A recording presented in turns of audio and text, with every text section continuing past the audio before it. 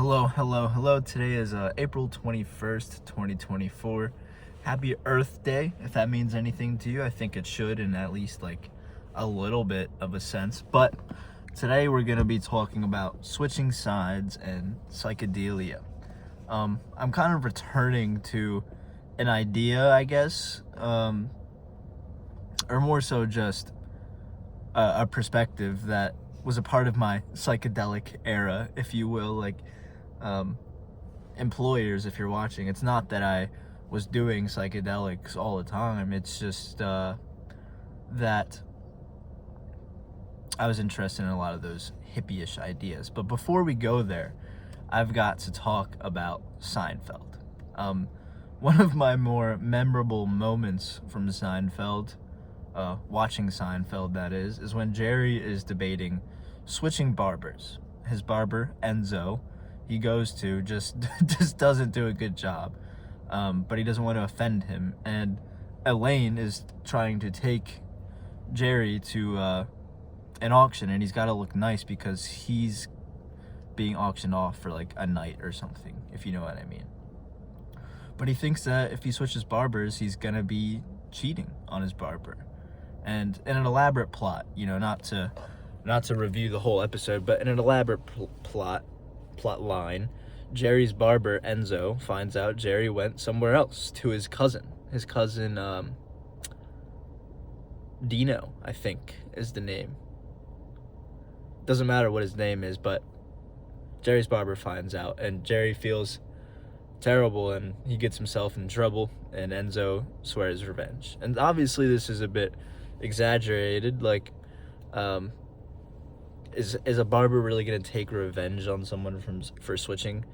No, but it does sort of beleaguer the point that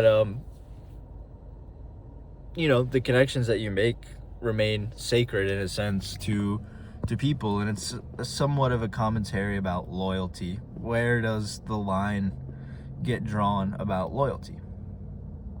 And so ever since then, the loyalty aspect of having someone cut your hair has been impressed upon my mind, which is silly to some extent, but to explain this, I've had mainly just two people cut my hair my whole life, ever since like middle school up until COVID, so more or less like 7-8 years.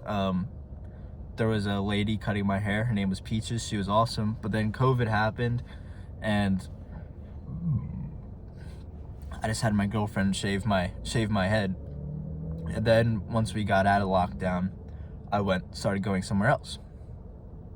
And now this lady has moved locations. She's opening up her own shop, which is awesome. I'm happy for her. But it's further away, and it doesn't really fit into what I can deem as practical to continue going to her.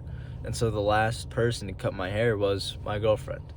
And as you might be able to tell, I need a haircut soon. And so, I'm having to deal with this Seinfeld episode, which, that just goes to show that Seinfeld is really a fantastic show just because of its relatability. But here's where we come to the psychedelic ideas. Right. I've heard it often described, it being life being described quite often as a river, and we're going downstream in this river. A lot of the time we try and fight the downstream aspect of life. And, I think here it's important to think about the fact that for better or worse, we are in our own boat, kayak, canoe, whatever you want to think of it as, depending on how big you think the river of life is, I guess, you know what I mean? But we're in our own vessel, and I think it's important to realize that at different junctures on our voyage, there'll be people and their vessels alongside us, and then other times, the flow of the river will take them elsewhere. And you'd think I might be playing up this idea of of the barber, but I think this has wider implications, right? Like, when it comes to friends and perhaps loved ones, partners, the things that we say aren't necessarily indicative of like a lifelong partnership where we'll be sailing alongside one another. It's not as if I tell my barber that, hey, I'm gonna be with you my whole life, or my hairdresser, to try and keep it gender neutral, I guess. Who even knows? I don't know the gender discourse around people that cut hair, but regardless, I think you know where I'm coming from, and I don't know, that's sort of what I've been reminding myself, because I feel bad that, like, I'm switching barbers because, not only do they make money off of me, but you develop somewhat of a connection with them. You see them probably once a month, maybe a bit more, but somewhere in that ballpark. And yeah, it's just important to remember that sometimes the currents, so to speak, take people elsewhere, and there's really, when you look at it that way, there's not as much emotion involved, I think, and you don't have to be overly worried about what they may or may not think.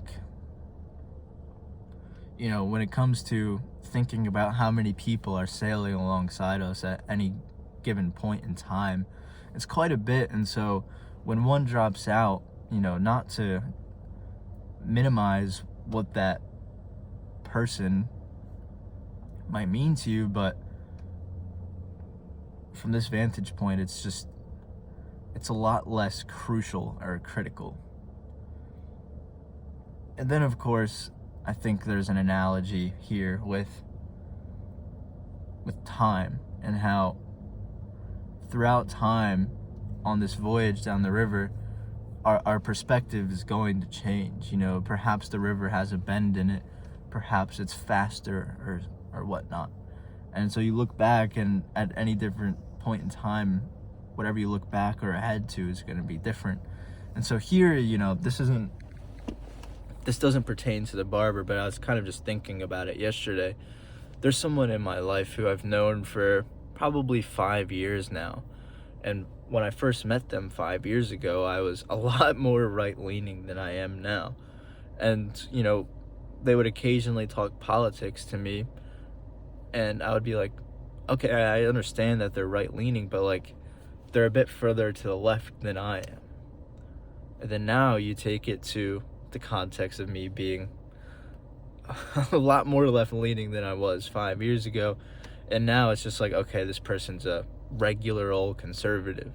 And their views have changed too. It's not like they've been static, but I think the point goes to show that, I don't know, I think there's an individual Overton window. It's not necessarily society, especially when it's something as drastic as kind of, aisle hopping. So yeah, those are some ideas that I wanted to bring up in the psychedelic vein, I guess.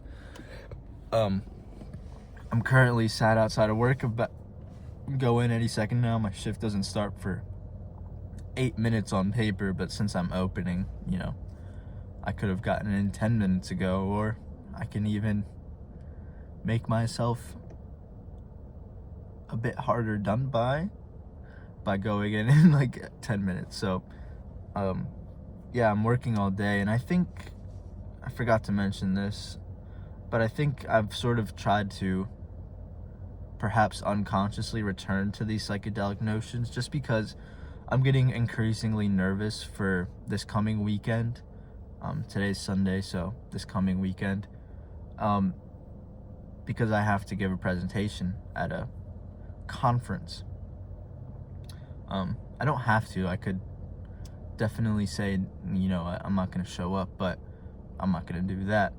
And I've just become increasingly nervous, so perhaps my mind is returning me to these more Zen states, peace and love states. I do say that at the end of every video. But, yeah, I work all day today, and I've got to figure out some scheduling stuff because Tuesday I work, and then I'll hit the gym, and then I'm gonna go see a concert. So Tuesday is kind of all lined up, and at the moment, Monday is class and then work, so that's all taken up, and I only have a rough draft of this presentation that I'm going to give. And yesterday I practiced and I barely reached 10 minutes. The conference requests that we try to go to 15 to 20. So I almost have to double it. I don't think that there's any real world in which I do double it, so I'm probably going to be aiming more towards that 15-minute mark. But either way, I've got to increase it by 50%. So, and a lot of it will be my tone, depending on how fast I'm talking. So I don't want to go into it like right off the back of drinking caffeine. I'll get my caffeine in me early. But yeah, I'm trying to attack it from that Zen mindset, but also a sports mindset where it's like, I'm just gonna win. I'm gonna perform and whatnot. So I'm trying both of those things. But yeah, I hope you all have had a good weekend. And yeah, that's about all I've got. Peace and love.